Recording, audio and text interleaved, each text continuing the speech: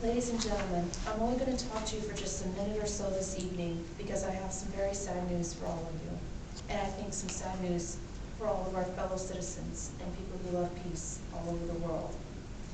And that is Martin Luther King was shot and was killed tonight in Memphis, Tennessee. Martin Luther King dedicated his life to love and to justice between fellow human beings.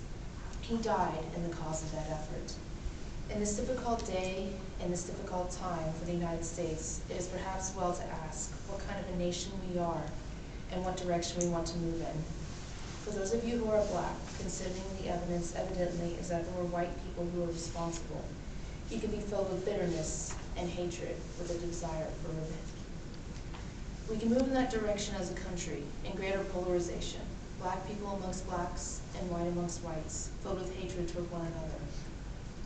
But we can make an effort, as Martin Luther King did, to understand and to comprehend and replace that violence, that stain of bloodshed that has spread across our land with an effort to understand, compassion, and love. For those of you who are black and are tempted to be filled with hatred and mistrust of the injustice of such an act against all white people, I would only say that I can also feel in my own heart the same kind of feeling. I had a member of my own family killed, but he was killed by a white man. But we have to make an effort in the United States. We have to make an effort to understand, to get beyond, or go beyond these rather difficult times.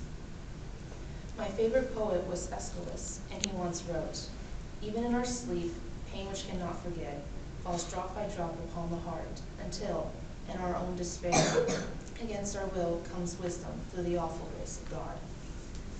What we need in the United States is not division. What we need in the United States is not hatred. What we need in the United States is not violence and lawlessness, but is love and wisdom and compassion toward one another, and a feeling of justice towards those who still suffer within our country, whether they be white or whether they be black. So I ask you tonight to return home, to say a prayer for his family, for the family of Martin Luther King, but more importantly, to say a prayer for our own country, which is all of us love, a prayer for understanding and that compassion of which I spoke. We can do well in this country. We will have difficult times. We've had difficult times in the past, and we will have difficult times in the future. It is not the end of violence, it is not the end of lawlessness, and it's not the end of disorder.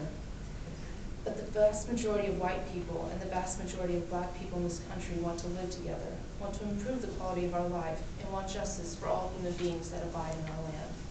And let us dedicate ourselves to what the Greeks wrote so many years ago. To tame the savages of man and make gentle the life of this world, let us dedicate ourselves to that and say a prayer for our country and for our people. Thank you very much.